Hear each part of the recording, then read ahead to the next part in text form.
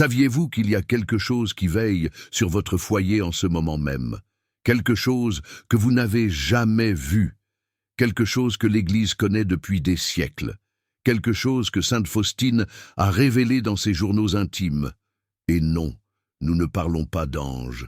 Nous parlons de créatures qui vivent entre le visible et l'invisible, des créatures que Dieu a placées à nos côtés pour nous protéger du mal qui rôde autour de nos foyers, et la plupart des catholiques ignorent totalement cette vérité. Sainte Faustine Kowalska, la religieuse polonaise qui a reçu les révélations les plus profondes sur la miséricorde divine, a écrit quelque chose que l'Église a gardé précieusement pendant des décennies. Quelque chose qui, seulement maintenant, en ces temps sombres, prend tout son sens. Elle a vu, elle a témoigné, et elle l'a consigné pour nous. Aujourd'hui, vous allez découvrir quels sont ces 4 animaux spirituels qui protègent un foyer véritablement chrétien. Et plus important encore, vous allez comprendre pourquoi ils pourraient être absents de votre foyer en ce moment. Car oui, il est possible de les chasser sans le savoir. Il est possible de vivre sans protection, vulnérable, exposé aux attaques de l'ennemi, simplement parce que nous ignorons les lois spirituelles que Dieu a établies depuis le commencement. Préparez votre cœur, car ce que vous êtes sur le point d'entendre peut changer complètement la façon dont vous voyez votre propre foyer, la façon dont vous priez, la façon dont vous protégez ceux que vous aimez. Et il se pourrait qu'à la fin de cette vidéo, vous réalisiez que vous avez négligé la protection la plus essentielle de toutes. Commençons par ce que peu de gens savent. Sainte Faustine n'était pas seulement une mystique, elle était une visionnaire. Quelqu'un que notre Seigneur a choisi pour voir au-delà du voile qui sépare le monde matériel du monde spirituel.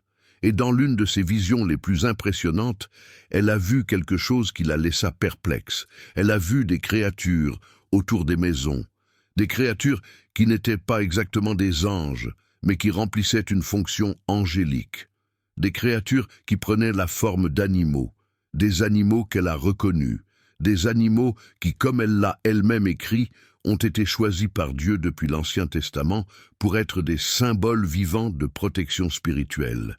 Et voici le premier grand secret que l'Église a toujours su, mais que peu de prêtres enseignent encore. La spiritualité catholique n'est pas seulement faite de belles prières et de messes solennelles. Elle est faite de réalités invisibles, mais concrètes. Des réalités qui opèrent selon des lois établies par Dieu. Des lois qui, si elles sont respectées, apportent la protection. Des lois qui, si elles sont ignorées, laisse la porte ouverte au mal. Avez-vous déjà remarqué que certains foyers semblent imprégnés de paix? Que certaines familles, même traversant des difficultés, restent unies, fortes, protégées? Et que d'autres foyers, même avec tous les conforts matériels, vivent dans un conflit constant, dans des maladies inexplicables, dans des malheurs qui se répètent? Sainte Faustine a vu la différence. Et elle a vu que cette différence était liée à la présence ou à l'absence de ces créatures spirituelles. Le premier animal que sainte Faustine a identifié fut l'agneau, et ce n'est pas un hasard. L'agneau est le symbole le plus ancien et le plus puissant du Christ lui-même. Depuis l'Ancien Testament, lorsque le sang de l'agneau fut appliqué sur les portes des Hébreux pour les protéger de la dernière plaie d'Égypte, l'agneau représente la protection qui vient du sacrifice de Jésus sur la croix. Et sainte Faustine a vu que, dans les foyers où le Christ est véritablement honoré, où le très saint sacrement est reçu avec dévotion, où le crucifix n'est pas seulement un simple ornement mural, mais le centre de la vie familiale, là réside l'agneau spirituel. Cet agneau n'est pas une fantaisie, ce n'est pas une métaphore poétique, c'est une présence réelle, permise par Dieu, qui éloigne les forces démoniaques. Sainte Faustine a écrit que cet agneau veille sur l'entrée du foyer. Il observe qui entre et qui sort. Il discerne les intentions. Et lorsque le mal tente d'entrer, il hurle. Oui, il hurle sur le plan spirituel, et les démons reculent, parce que l'agneau porte l'autorité du Christ lui-même. Mais voici la vérité qui blesse. Si le Christ n'est pas le centre de votre foyer, l'agneau n'est pas là. Si l'Eucharistie n'est qu'une tradition que vous accomplissez machinalement le dimanche, sans foi, sans révérence, sans amour, l'agneau ne reconnaît pas cette maison comme un foyer chrétien. Et il s'éloigne. Et quand il s'éloigne, la porte reste ouverte, ouverte à n'importe quoi d'entrer. Commencez-vous à comprendre? La protection spirituelle n'est pas automatique. Ce n'est pas une garantie simplement parce que vous avez été baptisé ou parce que vous avez une Bible rangée dans un tiroir. La protection spirituelle est une réponse de Dieu à votre fidélité, à votre dévotion, à votre abandon véritable. Maintenant, passons au deuxième animal, et celui-ci, mes frères et sœurs, est encore plus impressionnant. Sainte Faustine a vu la présence d'une colombe. Pas n'importe quelle colombe. Une colombe blanche, lumineuse, qui planait au-dessus des pièces où il y avait une prière sincère. Et bien sûr, la colombe est le symbole du Saint-Esprit. Mais ce que Sainte Faustine a révélé, c'est que cette colombe ne symbolise pas seulement le Saint-Esprit. Elle est une manifestation de la présence active du Saint-Esprit dans le foyer. Dans les foyers où la famille prie ensemble, où le rosaire est récité avec foi, où il y a un autel domestique avec des images sacrées et des bougies allumées, où les parents enseignent à leurs enfants à aimer Dieu et à craindre le péché, là la colombe établit sa demeure. Et la colombe apporte quelque chose qu'aucune sécurité matérielle ne peut apporter. Elle apporte la paix, la vraie paix, cette paix qui ne dépend pas des circonstances, qui ne vacille pas face aux tempêtes, qui demeure même quand tout autour est dans le chaos. Sainte Faustine a écrit que la colombe chante. Oui, elle chante sur le plan spirituel, et son chant apaise les cœurs. Son chant éloigne l'anxiété, son chant dissipe la peur. Mais elle a aussi écrit quelque chose qui doit nous faire trembler. La colombe est extrêmement sensible au péché. S'il y a un péché grave et inavoué dans la maison, s'il y a de l'orgueil, de la haine, de l'impureté, du blasphème, la colombe s'attriste. Et si le péché persiste, s'il n'y a pas de repentir, si la maison devient un lieu d'offense à Dieu, la colombe part. Et quand la colombe part, la paix s'en va. Et à la place de la paix, entre la confusion, la discorde, le conflit incessant. Combien de familles catholiques vivent sans paix en ce moment parce que la colombe est partie? Combien de maisons qui un jour furent bénies sont maintenant des champs de bataille parce que le péché a été toléré, accepté, voire célébré? Et les gens ne comprennent pas. Ils recherchent une thérapie. Ils prennent des médicaments et pour l'anxiété, ils essaient de tout résoudre sur le plan naturel. Mais le problème est spirituel. Et il ne sera résolu que lorsqu'il y aura une confession véritable, un repentir sincère et un retour à la sainteté. Comprenez-vous ce qui se passe? À chaque révélation, la responsabilité s'accroît. Car maintenant, vous ne pouvez plus dire que vous ne saviez pas. Maintenant, vous ne pouvez plus ignorer que votre vie spirituelle a des conséquences réelles, visibles, dans votre propre foyer. Et nous n'en sommes qu'au deuxième animal. Le troisième animal que Sainte Faustine a vu fut le lion. Et cela peut en surprendre beaucoup, car le lion est un symbole de force, de majesté, d'autorité. Et c'est exactement ce qu'il représente dans le foyer chrétien. Sainte Faustine a vu que dans les foyers où il y a une véritable autorité paternelle, où l'homme exerce sa vocation de chef de famille avec amour, fermeté et sagesse, là réside le lion spirituel.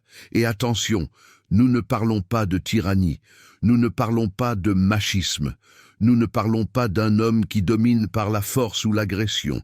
Nous parlons de l'homme qui dirige comme le Christ a dirigé, par le sacrifice, par le don de soi, avec responsabilité devant Dieu. L'homme qui protège sa famille non seulement physiquement, mais spirituellement. L'homme qui ne permet pas au mal d'entrer dans son foyer. L'homme qui prend des décisions difficiles pour maintenir la sainteté du foyer. Cet homme, selon Sainte Faustine, a à ses côtés le lion spirituel. Et le lion est féroce. Le lion est implacable. Il ne dialogue pas avec l'ennemi. Il ne négocie pas avec le mal. Lorsque les forces des ténèbres tentent d'attaquer cette famille, le lionil rugit. Et le rugissement du lion sur le plan spirituel est dévastateur pour les démons. Il fuit, terrifié, car le lion porte en lui l'autorité que Dieu a donnée à l'homme depuis la création. L'autorité de protéger, de défendre, de veiller. Mais voici la tragédie de notre temps. Combien d'hommes ont abandonné cette autorité? Combien d'hommes sont devenus négligents, passifs, absents? Combien d'hommes ont laissé le monde définir ce qu'est la masculinité et ont complètement perdu la notion de ce qu'est un père chrétien? Et quand l'homme échoue, quand il abdique sa vocation, le lion ne peut demeurer, car l'autorité spirituelle dépend de la fidélité de l'homme à sa mission. Et la conséquence est terrible. Sans le lion, la famille devient vulnérable. Les enfants grandissent sans direction. L'épouse est surchargée, tentant d'assumer des rôles qui ne sont pas les siens. Et le mal avance. Il avance insidieusement. Il avance sans résistance. Car il n'y a personne pour lutter, personne pour prendre position, personne pour dire « tu ne passeras pas ». Et voyez-vous, ce n'est pas une attaque contre les hommes. C'est un appel urgent pour que les hommes catholiques se réveillent, afin qu'ils comprennent que la bataille spirituelle pour la famille commence avec eux, qu'ils ont été appelés par Dieu à être des lions, à rugir contre le mal, à protéger ceux qui leur ont été confiés. Et maintenant, nous arrivons au 4e et dernier animal, le plus mystérieux de tous, le plus incompris. Sainte Faustine a vu la présence d'un serpent.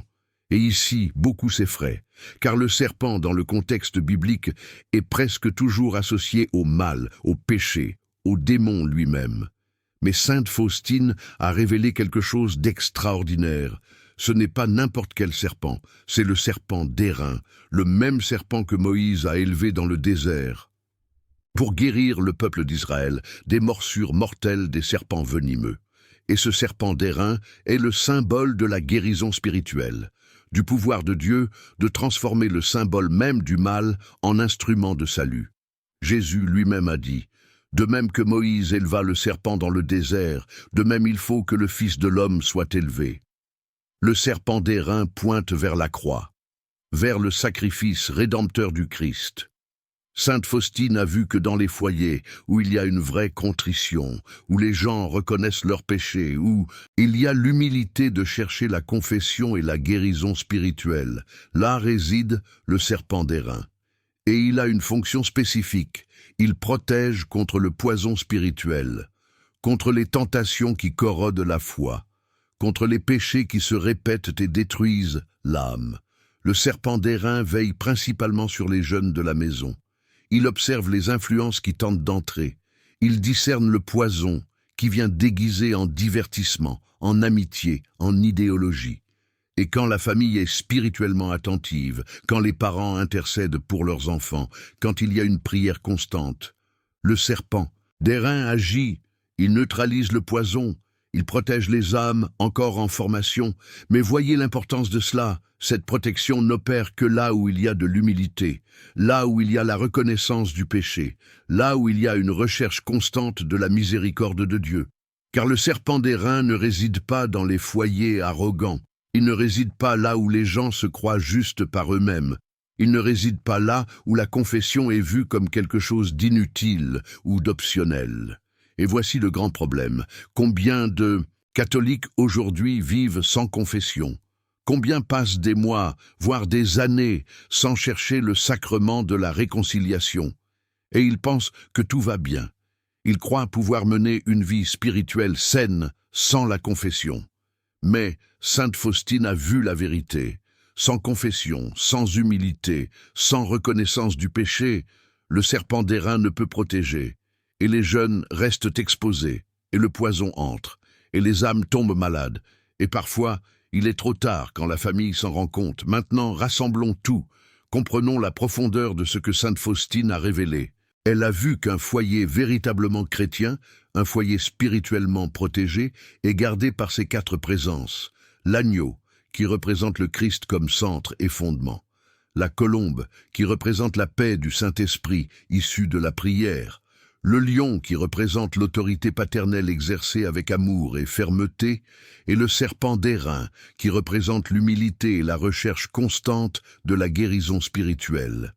Et quand ces quatre sont présents, la maison devient une forteresse spirituelle. Non pas une forteresse impénétrable, car Dieu respecte toujours le libre arbitre, mais une forteresse où le mal a beaucoup plus de difficultés à entrer, où les tentations sont moindres, où les épreuves, quand elles surviennent, ne détruisent pas, où la foi demeure, où l'espérance résiste, où l'amour grandit. Mais quand l'un de ces animaux manque, la protection est incomplète. C'est comme un mur avec des trous. C'est comme une clôture avec des portails ouverts. Et l'ennemi est malin. Il n'attaque pas de front. Il cherche la brèche. Il cherche la faiblesse. Et il entre. Et le plus tragique est que de nombreuses familles catholiques vivent sans aucun de ces animaux spirituels. Elles gardent les apparences. Elles vont à la messe le dimanche. Elles ont une Bible à la maison. Elles se considèrent chrétiennes. Mais la réalité spirituelle est autre. Le Christ n'est pas réellement le centre de leur vie. La prière est froide, mécanique, inexistante. Le Père est absent ou négligent. Et il n'y a pas d'humilité véritable, pas de confession, pas de recherche de la sainteté. Et ces familles souffrent. Elles souffrent et ne comprennent pas pourquoi. Elles souffrent et pensent que c'est juste de la malchance, ou que c'est la vie moderne, ou que c'est le stress, mais la vérité est spirituelle. Et tant qu'il n'y aura pas de véritable conversion, tant qu'il n'y aura pas de retour au fondement de la foi catholique, la souffrance continuera, car la maison est sans protection. Sainte Faustine a également révélé quelque chose qui doit nous faire réfléchir profondément. Elle a vu que ces animaux spirituels n'apparaissent pas seulement à cause des prières des adultes. Ils sont attirés par l'innocence, par la pureté, surtout par la pureté des enfants. Quand il y a des enfants dans la maison qui sont éduqués dans la foi, qui prient avec sincérité, qui n'ont pas encore été corrompus par le monde, la présence de ces animaux s'intensifie. C'est pourquoi le démon attaque tant les enfants aujourd'hui. C'est pourquoi il y a une guerre culturelle pour détruire l'innocence infantile le plus tôt possible. Car l'ennemi sait que tant qu'il y a de l'innocence dans la maison, tant qu'il y a de la pureté, la protection spirituelle est plus grande. Et il veut détruire cela, il veut contaminer les enfants, il veut voler la foi des petits, car ainsi il affaiblit toute la famille. Et voici l'appel urgent à tous les parents catholiques. Protégez vos enfants, pas seulement physiquement, pas seulement avec des soins matériels. Protégez-les spirituellement, enseignez la foi, priez avec eux, menez-les à la messe, apprenez-leur à se confesser, protégez leur innocence. Ne permettez pas que le monde corrompe ces âmes pures que Dieu vous a confiées. Car quand les parents font cela, quand ils luttent pour la foi de leurs enfants, les quatre animaux deviennent encore plus présents. Et la maison se remplit d'une protection céleste qu'aucune force humaine ne peut donner. Mais si vous échouez, si vous laissez le monde éduquer vos enfants, si vous permettez que les écoles, les médias, les mauvaises compagnies forment l'âme de vos enfants, aucune protection spirituelle ne résistera, car vous ouvrirez vous-même les portes au mal. Sainte Faustine a pleuré en voyant cela dans ses visions. Elle a vu des familles qui, un jour, avaient été bénies, qui avaient eu la protection des quatre animaux, mais qui, peu à peu, ont perdu cette présence. Et elle a vu la souffrance qui s'en est suivie. Elle a vu la destruction. Et elle a imploré Dieu d'avoir miséricorde. Et Dieu, dans sa bonté infinie, lui a permis de laisser cet enseignement consigné, afin que nous, en ces temps de la fin, en ces temps de confusion et de temps d'attaque contre la famille, puissions savoir comment nous protéger, puissions savoir quoi faire, puissions savoir comment ramener la protection céleste dans nos foyers. Alors, allons droit au but maintenant. Que devez-vous faire ? Comment pouvez-vous avoir ces quatre animaux spirituels protégeant votre foyer ? Tout d'abord, faites du Christ le centre absolu de votre maison, pas seulement un centre religieux de nom, un centre réel. Cela signifie que les décisions de la famille sont prises en fonction des enseignements du Christ. Cela signifie que le crucifix n'est pas qu'une décoration, mais un rappel constant que cette maison appartient à Dieu. Cela signifie que l'Eucharistie est reçue avec révérence, avec préparation, avec un amour véritable. Cela signifie que Jésus n'est pas seulement mentionné dans les prières, mais qu'il est connu, aimé, suivi. Quand le Christ est réellement le centre, l'agneau vient, et il veille sur l'entrée, et le mal ne passe pas facilement. Deuxièmement, établissez une vie de prière authentique à la maison. Pas seulement des prières apprises par cœur, que vous répétez sans y penser. Une prière véritable, une prière qui jaillit du cœur. Réunissez la famille pour réciter le rosaire. Créez un autel à la maison, un lieu sacré où vous vous tournez vers Dieu chaque jour. Apprenez à vos enfants à parler à Dieu, pas seulement à réciter des formules. Priez avant les repas, mais priez avec une gratitude réelle. Priez avant de dormir, mais priez avec une confiance véritable. Quand il y a une prière authentique, la colombe descend. Et elle apporte la paix, et elle éloigne l'anxiété et la peur. Et la maison se remplit d'une sérénité que le monde ne peut donner. Troisièmement, les hommes doivent assumer leurs responsabilités spirituelles.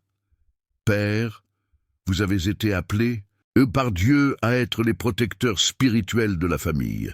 Ce n'est pas une option, ce n'est pas une suggestion, c'est un mandat divin. Vous devez guider la famille dans la prière. Vous devez prendre des décisions courageuses pour maintenir la sainteté du foyer. Vous devez dire non à ce qui est mal, même quand c'est impopulaire. Vous devez être présent, attentif, vigilant. Et femmes, soutenez vos maris dans cette mission. N'assumez pas leur rôle, ne les sous-estimez pas, ne les désavouez pas devant les enfants, car quand l'homme est encouragé et soutenu dans sa vocation, il s'épanouit. Et quand il s'épanouit, le lion vient, et la famille est protégée par une autorité qui vient de Dieu lui-même. Quatrièmement, cultivez l'humilité. Reconnaissez que vous êtes pécheur, que vous avez besoin de miséricorde, que vous avez besoin de confession. Allez régulièrement au sacrement de la réconciliation. N'attendez pas de commettre des péchés graves. Confessez aussi les faiblesses, les petites fautes, les négligences. Car la confession est le sacrement qui maintient l'âme en bonne santé. C'est l'antidote contre le poison du péché. Et apprenez à vos enfants à se confesser, dès leur plus jeune âge. Non pas avec peur, mais avec confiance. Enseignez que Dieu n'est pas un juge implacable, mais un Père miséricordieux qui attend de pardonner, de guérir et de restaurer. Quand il y a humilité et confession régulière, le serpent d'airain demeure, et il protège contre le poison spirituel qui veut détruire les âmes.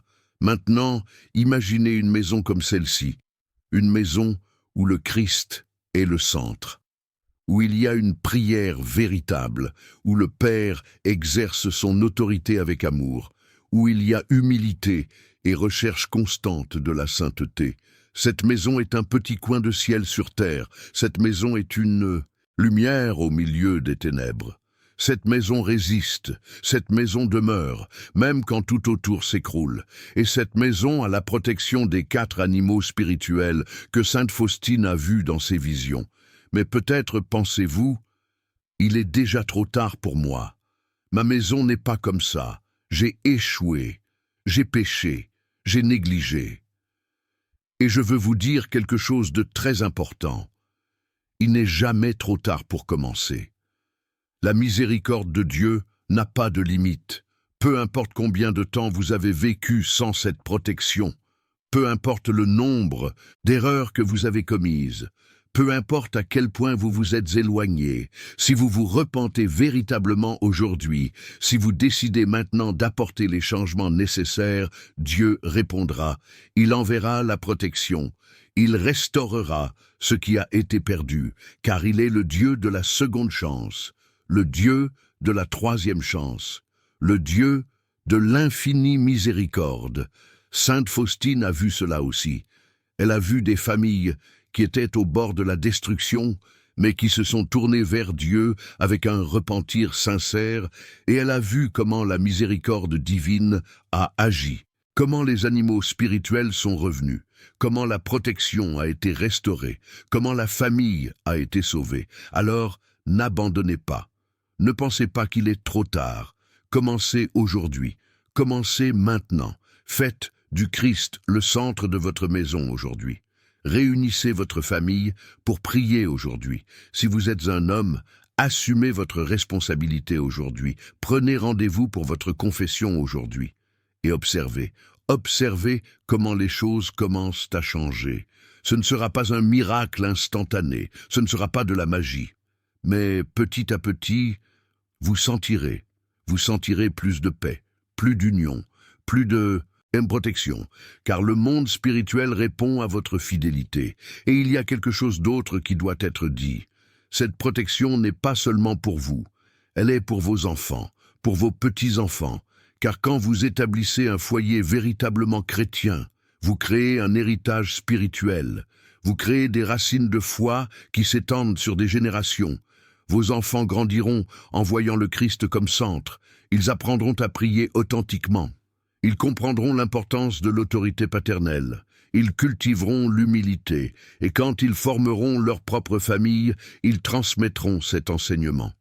Et la protection des 4 animaux spirituels continuera, de génération en génération. Mais si vous échouez, si vous ne faites rien, l'héritage sera différent. Ce sera un héritage de faiblesse spirituelle, de vulnérabilité, de défaite. Et vos enfants souffriront, et vos petits-enfants souffriront.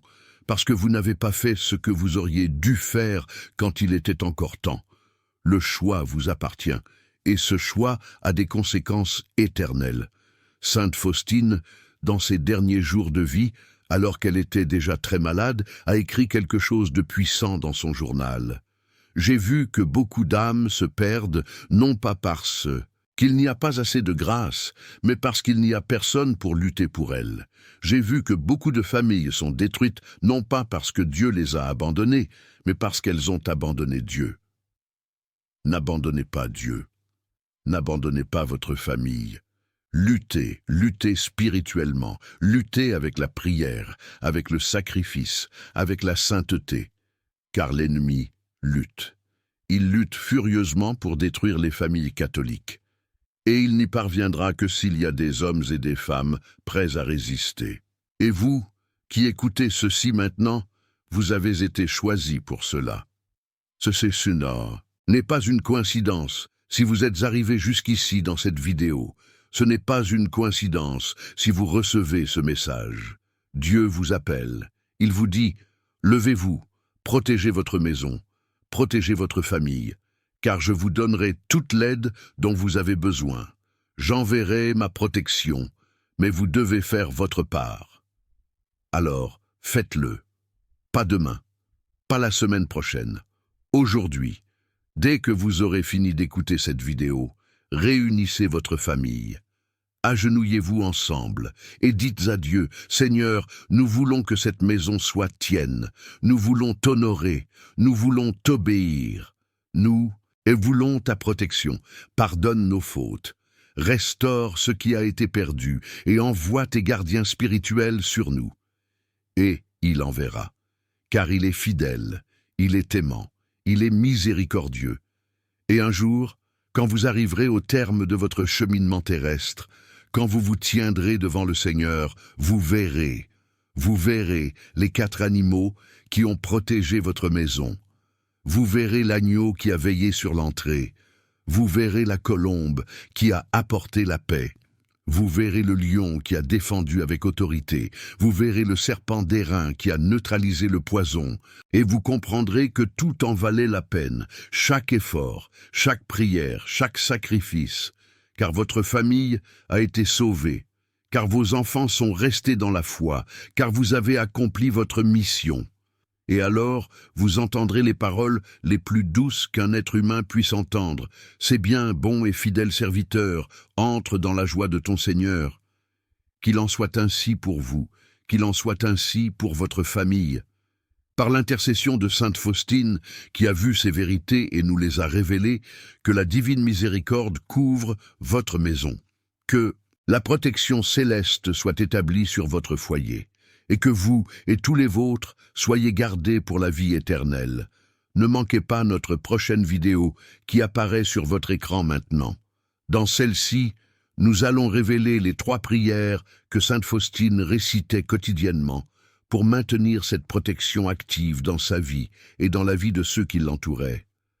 Ce sont des prières puissantes, oubliées par de nombreux catholiques, mais qui ont le pouvoir de transformer complètement l'atmosphère spirituelle de votre foyer. Cliquez sur la vignette maintenant et découvrez ces prières qui peuvent tout changer. Votre famille en a besoin et vous ne pouvez pas manquer cette révélation. Que Dieu vous bénisse, vous et toute votre maison. Amen.